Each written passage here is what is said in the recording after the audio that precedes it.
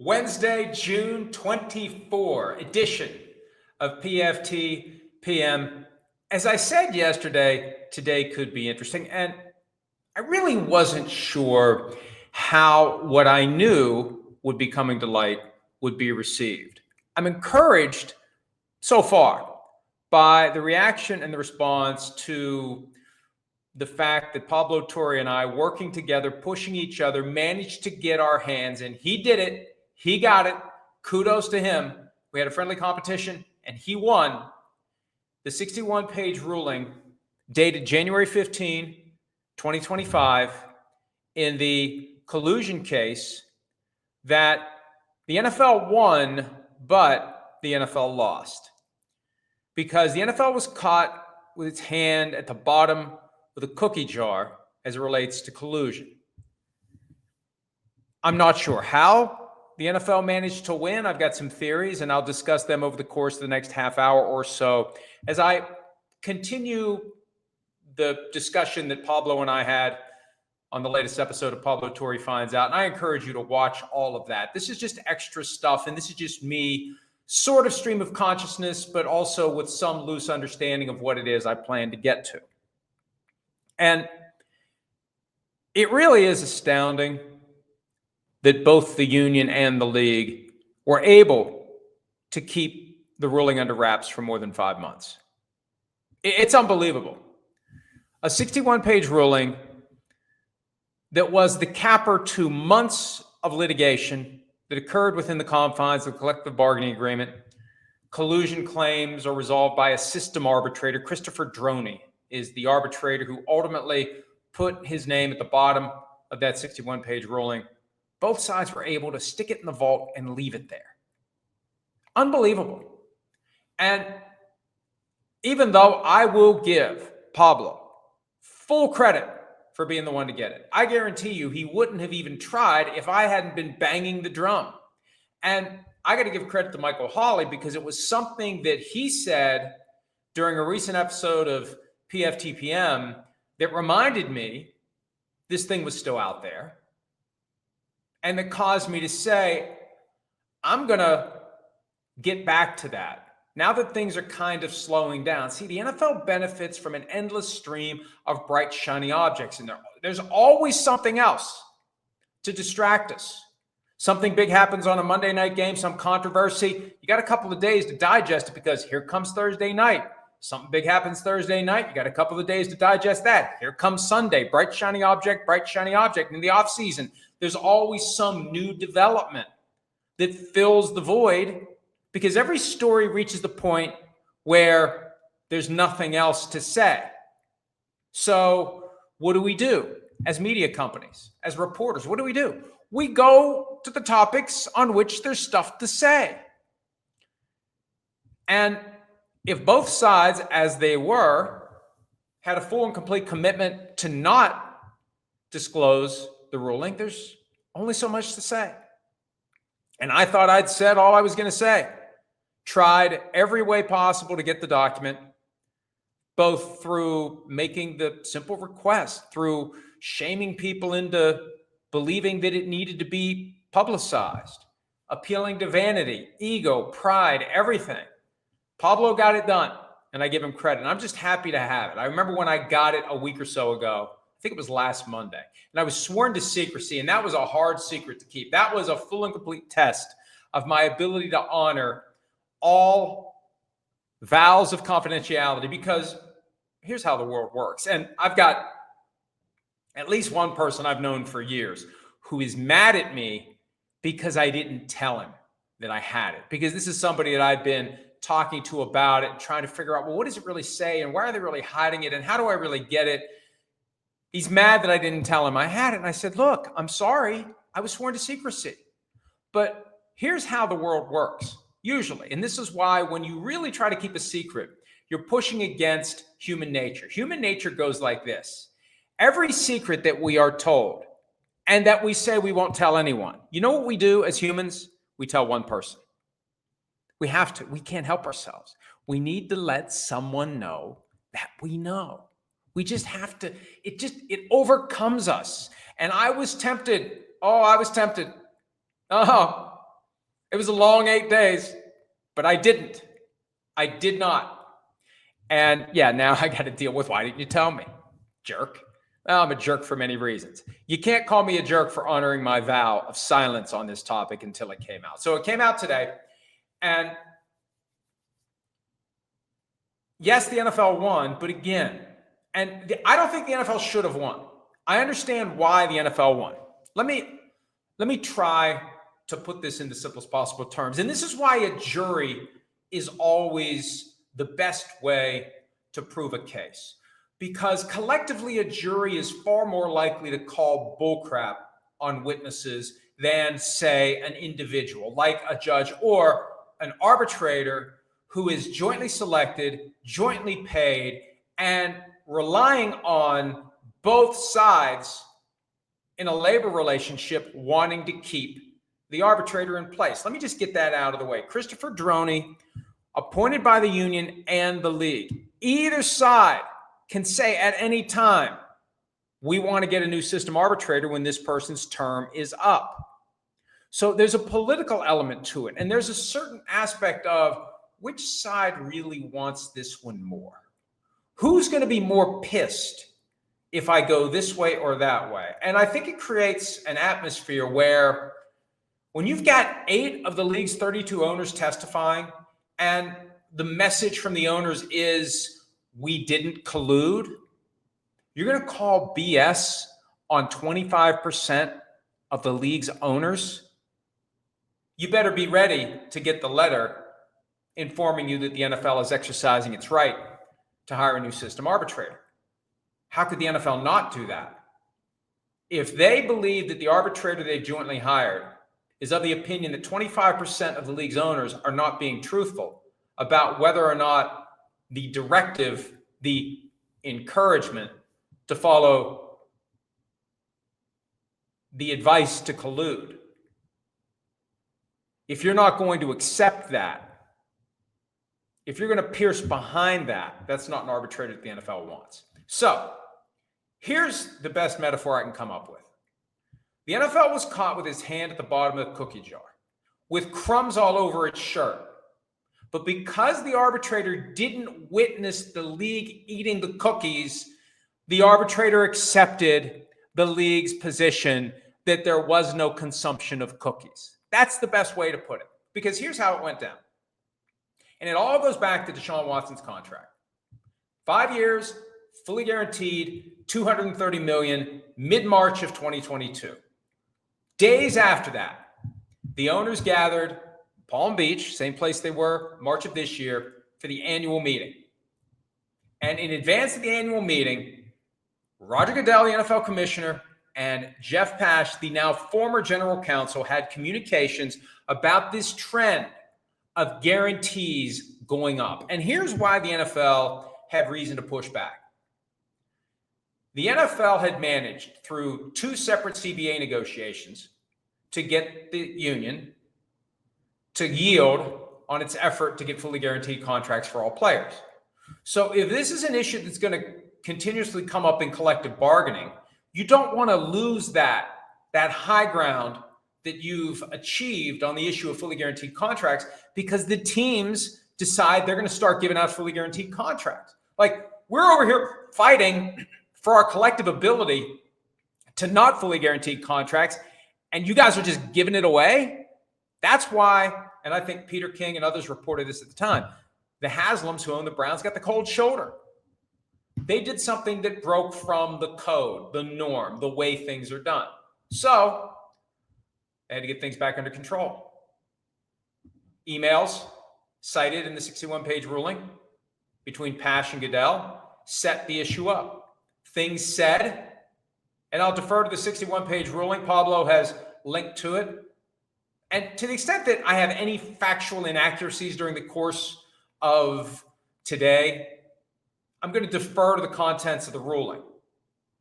But I remember most of the key stuff the way it needs to be remembered. And I definitely remember this, the bottom line. The arbitrator found, and I think he had no choice, that there was strong evidence that the league encouraged the teams to collude. Now, Look, I've been doing this a long time, and I've always had the impression from the people I talk to around the league that when the management council says something, they expect you to do it. And the buzzword, the slogan, the pull string saying for league and team officials in the context of this case was, well, we make our own decisions. These are just suggestions from the management council. We decide on our own what we're going to do. And that disclaimer is what allowed Droney to somehow thread this needle, which I think common sense and logic does not support. That management council said, restrict guarantees in your contracts, and the teams just refused to accept it, or didn't hear it, or didn't pay attention, or this owner wasn't there, or that. There were representatives of every team there. The management council was putting out the word to the league at large. In the aftermath of the Deshaun Watson contract, we got to get these guarantees under control. And nobody did anything about it. The body that is in place, look, my opinion is the very existence of the management council is evidence of collusion. You got 32 different businesses. Why does there need to be any group that is trying to herd the 32 cats? Let them go compete. And this came up during the podcast with Pablo. It's nonsensical to think that they'll say we're in competition. Why would we help each other? But they're all operating under the umbrella of the management council that's telling them how to do things. Why do you need to be told how to do things? All you need is the CBA. The CBA tells you what the rules are. You do what's in the CBA. And if you do something that becomes problematic for other teams, oh, well, that's their problem, not mine. Oh, I gave my quarterback a fully guaranteed contract, and now another owner is dealing with an agent from the same firm who wants a fully guaranteed contract for the client who plays for the other team. Tough shit. That's your problem. I do my business my way. You do your business your way. And there are quotes in this ruling, and we shared some of them in Pablo's podcast, where like John Mara says, well, I would never expect the Cowboys to listen to, well, but then why are you in charge of the management council? Why are you even trying to thread these needles and bring these teams together and get them to do things a certain way? I'm convinced, and I believe, I haven't practiced in how many years now? 16. Haven't spoken to a jury in 18 years. I guarantee you that I could make a persuasive case to a jury. Now, ultimately, whether or not the jury would listen to me depends upon the unique makeup of the jury. I can make a compelling case based upon the evidence that is in that document, that even though they deny it, they colluded. They restricted the guarantees. But Christopher Droney values his position. Christopher Droney, in my opinion, Christopher Droney was influenced by two things. One, can't call the owners a bunch of liars. Two, I think he realized the league wanted it more than the union, because I think the union under Lloyd Howell was far less concerned about winning this case than the union under D. Smith. More on that coming up. So what happened was Deshaun Watson gets his fully guaranteed contract. The management council tells the teams to collude, encourages them to collude, and then they just don't. But when we look at the evidence as it relates to three quarterbacks, and this is the other thing that I really didn't expect until I saw the document. There are details in there about specific contractual negotiations that we never have seen before. It's a look behind the curtain that's unprecedented for Lamar Jackson, Kyler Murray, and Russell Wilson. All of them who negotiated their contracts at or about the time Watson got his deal and then finished the negotiations later. Start with Kyler. The Cardinals were going to hold firm and not give Kyler Murray a fully guaranteed contract. And his agent tried, but ultimately they didn't get one. And that's fine. But the most compelling aspect of that, Dean Spanos, the owner of the Chargers, reaches out to Michael Bidwell, the owner of the Cardinals, and we'll post something at PFT with the full exchange. Text messages that came into evidence. Spanos congratulated Bidwell on getting the deal done. Spanos said this will help us with our quarterback. In other words, because you didn't give Kyler Murray a fully guaranteed contract, because your deal is more like the pre-Deshaun Watson deals than the Deshaun Watson contract, we're in a better position to fend off an effort by Justin Herbert's camp to get a fully guaranteed contract. See, that's what this was about. When Deshaun Watson does his deal, is this a sea change or is it an aberration? The NFL went to work to make it an aberration. And they had to hold the rope through those three negotiations: Murray, Wilson, and Jackson. And then by the time those three quarterbacks don't get fully guaranteed contract, okay, threat neutralized.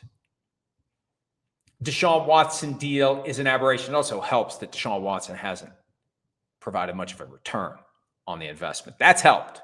That's definitely helped. Because if Lamar Jackson had gotten a fully guaranteed contract, he's the MVP the first year of the deal. Could have been, should have been. I voted for him to be the MVP the second year of the deal. He had an incredible year last year. He's been a guy that has earned what would have been, but wasn't a fully guaranteed contract. I'll move to Wilson next because he was the next one chronologically. The 61-page document, I think, is fascinating as it relates to Wilson's mindset, the negotiations.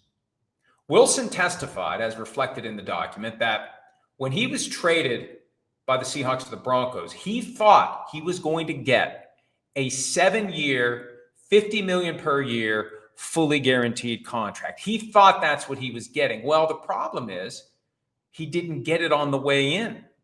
He didn't get it when he waived his no trade clause. So then he gets traded to the Broncos. And, even though I've argued in the past that when you do a trade for the player, you got to get him to agree to your contract on the way in, because then he has more leverage. In this case, it was almost better to get the guy who wanted out of Seattle and wanted to come to Denver, and let's just do the contract later. It actually played to Denver's advantage to wait. And then they had an ownership change and new ownership. And Greg Penner asked the question we asked. He's got 2 years left on his deal. What are we doing? Why do we need to give him a new contract? I remember when he got the new contract, I thought, whoa. He wanted out of Seattle. Russ wants a cook. He wants to find a new kitchen. You don't have to give him a new contract. Wait a year. All of his new deals had been done with 1 year left on his contract. Give it a year. Let's see how it goes. And you know what? If they had, and frankly, nothing against George Payton, who's a really nice guy, and we've interviewed him before, but I'm astounded he still is employed because he's the one that gave that contract to Wilson. And Greg Penner, through the door, had his instincts right on the money, pun intended. We don't need to do this. But they did it. And what they did, they gave him a contract that wasn't fully guaranteed. And the document has evidence in it that is the crumbs. I'm talking now about the crumbs, okay? Remember that image. Hand at the bottom of the cookie jar, crumbs on the shirt, and with a mouthful of cookie, the kid says, I am not eating any cookies. Okay, the crumbs on the shirt are the Dean Spanos and Michael Bidwell text. The crumbs on the shirt are Greg Penner telling people within the Broncos organization that other owners will be happy with it. Well, why do you care? You're in competition. Why do you care what other owners think? Well, I was talking to somebody about this earlier. Penner was the new kid on the block. Why does he care? He owns a business that's in competition with 31 other businesses. Why do you care if your competitors are happy with you? Do you think as CEO of Walmart, he gave a half a shit what Home Depot or Lowe's thought? No, because those businesses aren't bound together under a collusive entity, inherently collusive entity. See, this stuff has been happening in plain sight for decades, and they finally caught them red-handed. It's amazing. And am I being a little? No, I'm not being a little hyperbolic. I'm convinced that this ruling, which someone told me yesterday, is the most significant ruling in sports since 1994. That's when there was a collusion case in baseball that helped end the strike favorably for the players. It's the most significant ruling since that. I just think that, and look around. I guarantee you, and I don't have to name the names, you know who they are. There's going to be reporters who will never, ever, ever breathe a word of this. People who are supposedly committed to being truthful with you, the audience, they will never say a word about this ruling and what its implications are. They won't even try. They won't even waste their time to try to understand it, explain it, spin the ball forward. I'm going to be doing it. I mean, it's funny. This is hitting at the perfect time because it's slow right now. It's kind of like the Sunday ticket verdict that hit late June of last year. I got plenty of time to sink my teeth all the way in to this one, and I plan to. Last one. Oh, by the way, before I move on, with Russell Wilson, it's now obvious why it was such a big deal when they went to him during the 2023 season and said, if you don't move your guarantees, if you don't take away the date in early March of 2024 where your salary for 2025 becomes fully guaranteed, you're going to be benched. He thought his contract was more guaranteed than it was. And there's a comment in the document that he believed he essentially had a fully guaranteed contract. They pulled the rug out from under him when they went to him in 23 and made it clear that they're going to cut him after 23 because if they keep him, they owe him a fully guaranteed compensation package for 2025. They were willing to pay 24, and they did, minus the $1.21 million the Steelers paid him. They didn't want to be on the hook for 25. He thought he'd gotten more guarantees than he'd gotten. And I think his agent, Mark Rogers, who is primarily a baseball agent and is used to having fully guaranteed contracts, he was pissed when he thought the Broncos pulled a fast one by escaping a contractual commitment that he and Wilson both believed was a full guarantee. So remember, it was a big deal. It was a PR thing, and the union got involved. That was late in the 23 season. Oh, how dare the Broncos come to Russell Wilson and ask him to waive the date in March where his injury guarantee for 2025 becomes a full guarantee. That was all because at the end of the day, the Broncos convinced Russell Wilson to sign a contract that he thought had more financial protection than it did.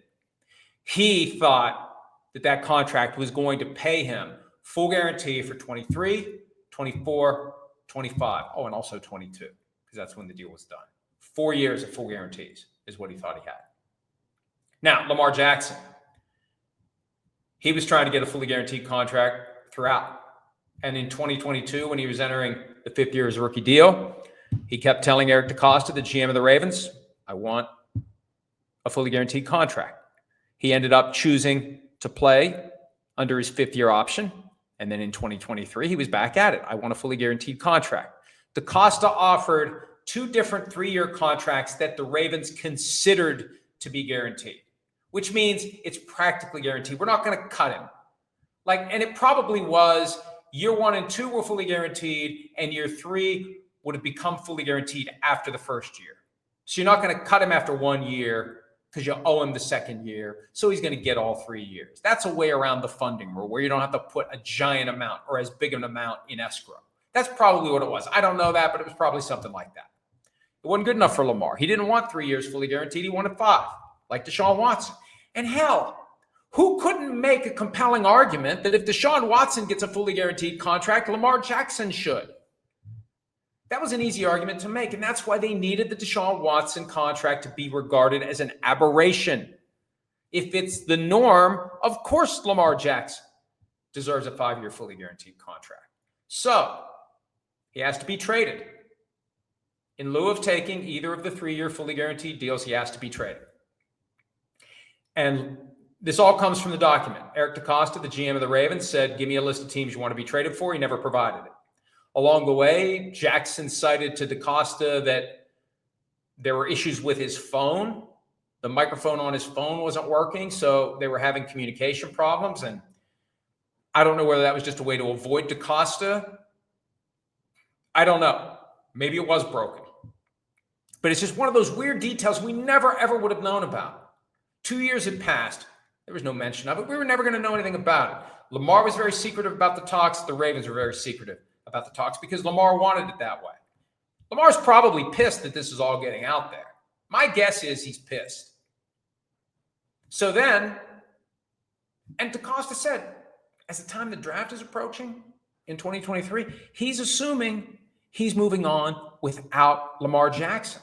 They're probably looking at quarterbacks in the 2023 class. What can we do?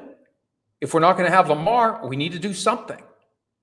But they made one last offer to Lamar, and to DaCosta's surprise, that's directly from the document, to his surprise, Lamar accepted. That all becomes potentially fascinating moving forward, because what are the Ravens and Lamar currently trying to do? Trying to do a new deal. Is he going to want a fully guaranteed deal now? Is he going to read this document? Is someone who's advising him unofficially going to read this document and say, you know what? You should push for a fully guaranteed deal. And if they don't give you one, we'll file another collusion claim. More on that coming up. So, why did the union and the league keep it secret? If you've been following what we'd written about this thing, I was getting bits and pieces. I thought that the league was keeping it secret as a favor to the union because the union lost. And the league's trying to set the right atmosphere to get the union to agree to an 18-game regular season, 16 international games, etc. That they're working together with the league doing the union a favor. Nope. Wrong.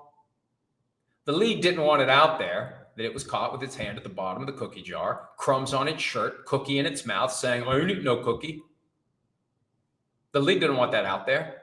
And for two reasons. Number one, the league got caught colluding. And number two, the victory flowed from the implication that the commissioner's powers apparently aren't as expansive as we thought. Because when he told his teams to collude, they didn't. Oh, man. Yeah, they didn't want this out there. They didn't want this out there.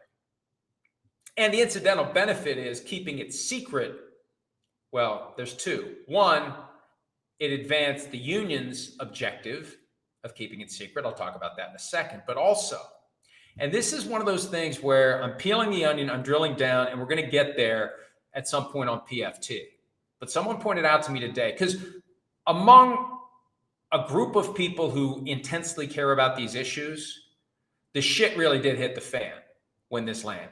When they read it and understood it and listened to the podcast, they're like, oh my gosh. And people are reaching out to me with different things like, hey, how about this? How about this?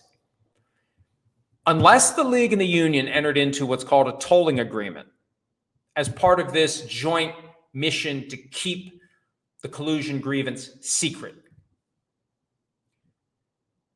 it's too late for anyone else to take the partial victory and run with it. And I'll give you the best example, Justin Herbert. His agents see the 61-page ruling. They see the communications between Chargers owner Dean Spanos and Cardinals owner Michael Bidwell, and they say, holy shit, we didn't get a fully guaranteed contract as a result of this collusion that the league encouraged the teams to do, but the teams supposedly didn't. Yeah, right. But under the collective bargaining agreement, non-injury grievances, you got 50 days to file. So to the extent that mid-January, the union became aware of the evidence of collusive attempt, collusive encouragement by the league, it's too late now. Can't file. The 50 days are expired. That's a problem. Unless, and I've asked the union this and the league, they probably won't answer me, but I asked them, unless there's a tolling agreement where they came together and said, we're going to keep this secret, and oh, by the way, we agree that if and when it comes out and any grievances are filed because of it, we will not argue that the 50 days have come and gone. I doubt that one exists, but it's responsible and I think prudent to see. Unless that exists, you could argue that the NFLPA has breached its duty of fair representation to its members. You could argue that the NFLPA management committed malpractice. They may have a significant legal problem here. Beyond that, And this gets to why the union would keep it quiet. Why would you keep it quiet, NFLPA? You won. You proved to the world the thing that we all suspected. D. Smith, the former executive director, called the quarterly annual meetings of the owners quarterly annual. You know who we mean. The quarterly meetings of annual, let me try it one more time. The quarterly meetings of NFL owners. He called them collusion meetings. We all know what goes on. Just can't prove it. Can't prove it because nobody's going to admit to it. See, Christopher Droney, I hope you watch this. You hit the ball, but it bounced off your foot. Or you hit yourself with the bat. They're always going to lie about this. They're always going to circle the wagons. No one is going to stand up and say, they told us to collude and we did. That's the commonsensical conclusion. I would love to be standing in front of a jury and saying, folks, they want you to believe that the management council that has supreme power over the operation of the 32 teams and constantly tells them what to do and how to do it, told them to collude, and they said, nah, we're not going to. We're not going to. We're fine with fully guaranteed contracts. We're fine with these Deshaun Watson. It makes no sense. And it makes no sense that the union would not shout from the rooftops, we caught them, and we're going to take this and we're going to do something with it. I'm going to find a text message I got earlier today because this sums up what the union should have done if the union was operating in a properly functioning way. Oh my God, so many text messages today. I got to find this thing. Okay, it's on here. It's on here somewhere. I think I found it. Here it is. From a source who has understanding of the way that the union has operated in the past and the way it should be operating now. A properly functioning union would trumpet these findings, as you said. A properly functioning union would make sure every player and agent was informed so they could negotiate better, as you said. And this is where it gets good. A properly functioning union would alert the DOJ antitrust division, lobby Congress to investigate, call for Roger Goodell to be investigated and removed, et cetera, et cetera. If only for all the leverage that this would provide. It is just crazy that the union opted to bury it instead. And this is an important point because when you're dealing in a labor environment, when you represent the employees, you have different tools at your disposal. We know that the most important tool from a labor standpoint, work stoppage. There's a huge imbalance there. The owners will gladly shut the league down for a full season. They will take football away from you for a full season without blinking if it helps them get what they want over the long haul. We know the players won't. Now, they're not doing it for you. They're doing it because they only have limited years to play. They want to play football and they want to get paid to play football. So when there's a gross imbalance in the nuclear option of a work stoppage, you have to create leverage through other avenues. If you can create litigation leverage, if you can create political leverage, if you can create any sort of leverage that makes the collars tighter for the people at 345 Park Avenue and makes the commissioner worry that he's in trouble, makes people worry that their ox is going to get gored somehow, some way by Congress, by a prosecutor, by whoever. That's why you don't bury this ruling, you run with it. So the two most plausible reasons for the union burying this. One, new executive director, well, new for 2 years, Lloyd Howell, is trying to sell this idea that basically strength through peace. We're going to negotiate. I'm a business person. I know how to negotiate. We're not going to do the litigation thing. It costs too much. It creates too many hard feelings. The litigation thing isn't our ballgame. And then, they win at this critical piece of litigation. You want to downplay that because that cuts against your whole argument as to why your approach is better. My approach is better. The last approach, they hit a grand slam home run. Well, never mind that. We just won't tell you about it. The other one is, and a lot of this comes from Pablo's reporting, and I'll defer to what he actually said in the event that there may be some minor inaccuracies, but I think I recall this properly. J.C. Tretter was the president of the union at the time all of this was happening with the guaranteed contracts and the grievance being filed, et cetera.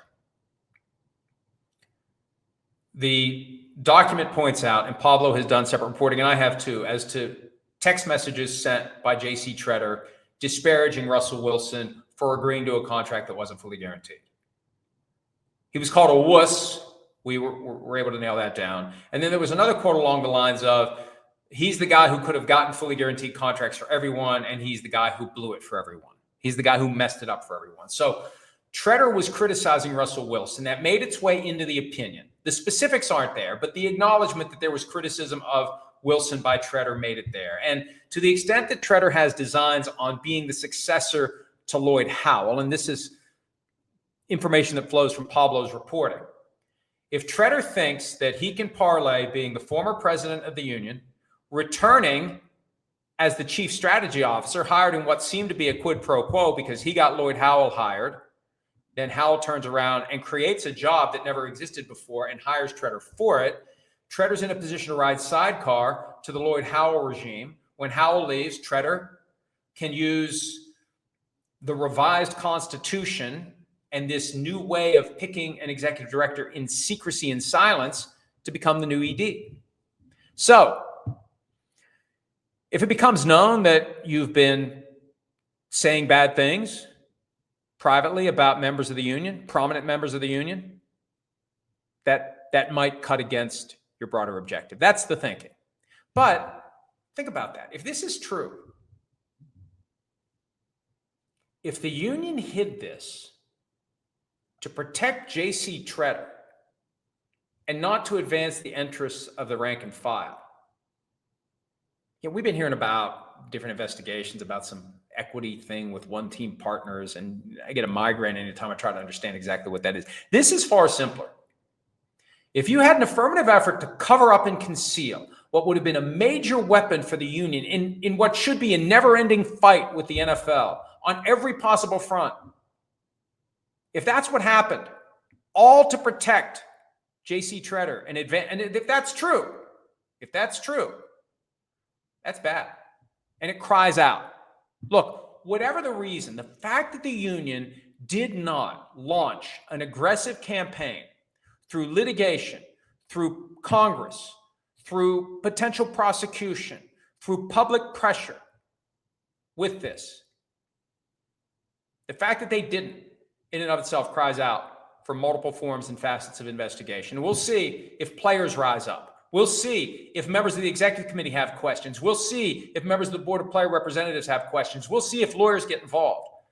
And I don't want to make this bigger than it is, but I want to make damn sure that it isn't dismissed and overlooked. They made it 5 months without the reckoning. The reckoning's here. And that takes me to where it goes from here. It can go in a lot of different directions. It all depends upon how many people understand what it means and can creatively strategize where to take it. Is it possible for other players who did not get fully guaranteed contracts to take the finding that the NFL said, go forth and collude? Can that be used to try again, to come up with another collusion case? The discovery that was done in this case was focused only on the 3 quarterbacks. The problem is, and I haven't written about this yet, we talked about it during the podcast with Pablo. At some point, the 3 quarterbacks was expanded to include 594 total players who didn't get fully guaranteed contracts.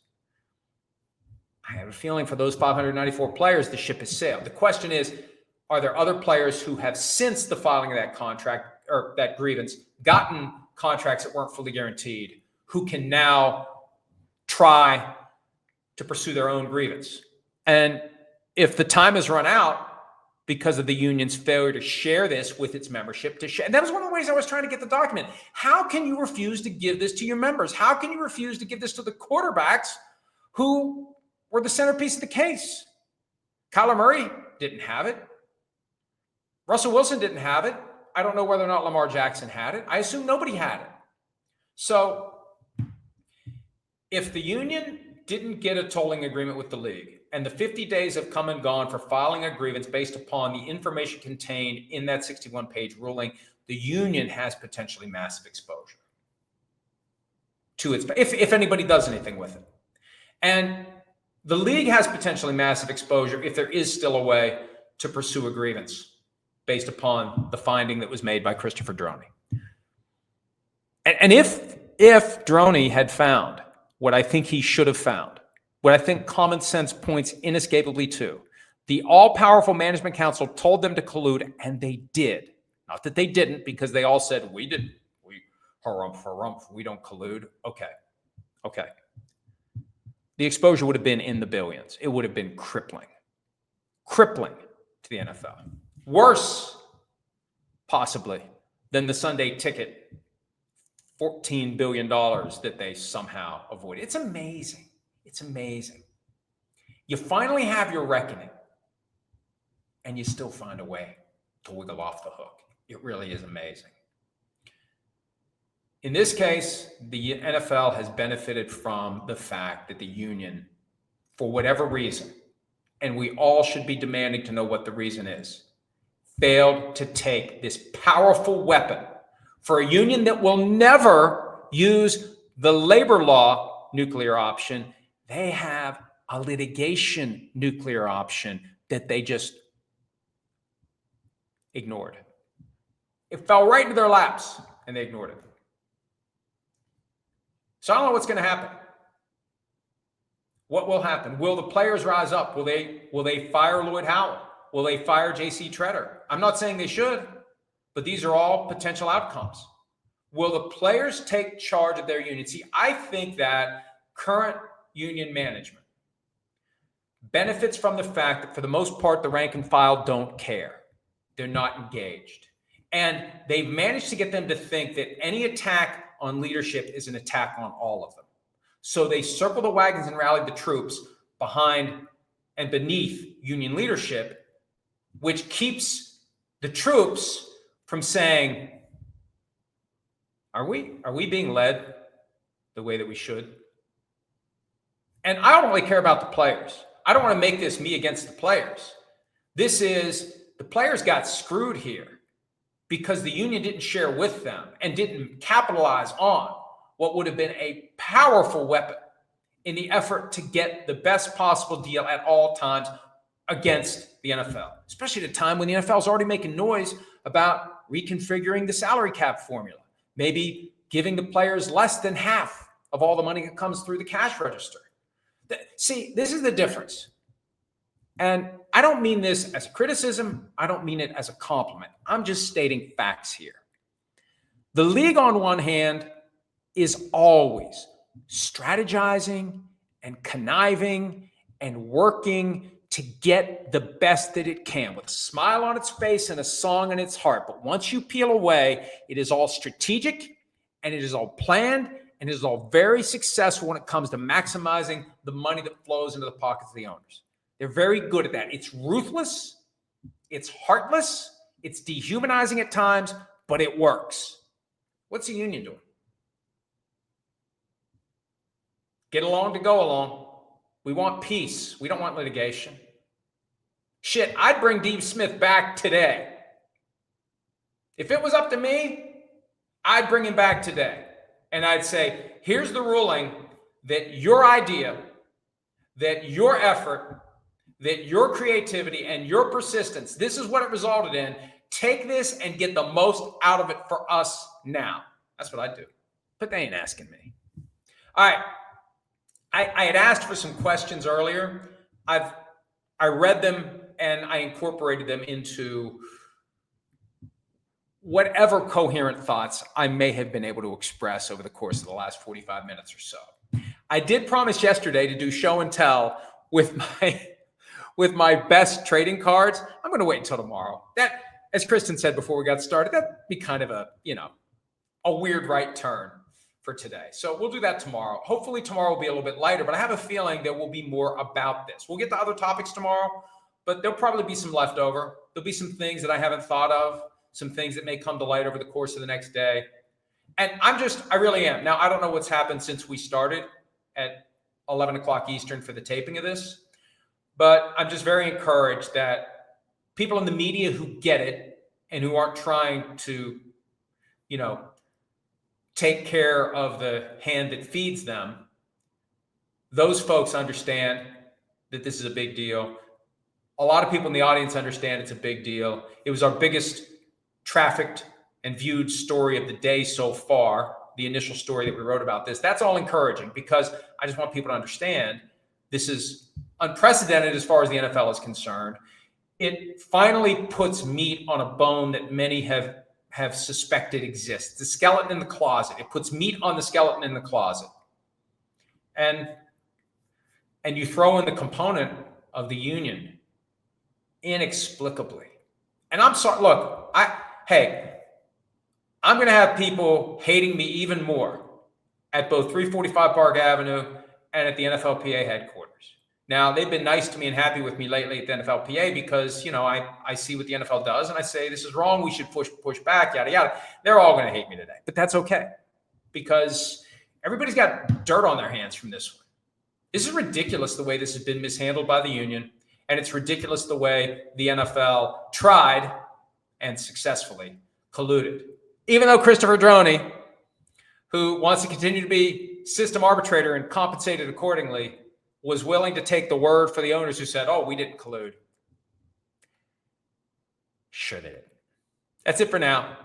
Thanks again to Pablo. We had a lot of fun with the podcast. If you haven't watched that, we just had a great time. And we really just like when you have two different brains that are fertile and active and hyperactive, thinking about the same problem, it really does drill down a lot more than I did today. But it's an important issue, and I hope it gets regarded that way. And it really is ideal for us, not for the NFL and the NFLPA, that it's happening at a time when there are no bright, shiny objects to distract us from really understanding what happened and where we go from here. Thanks as always for some of your time. We'll do this again on Thursday or Wednesday or whichever day tomorrow is. Tomorrow's Wednesday. We'll do it Wednesday. Hi, it's Mike Florio. Thanks for watching PFT on YouTube. Hit subscribe for the latest news and analysis from Pro Football Talk.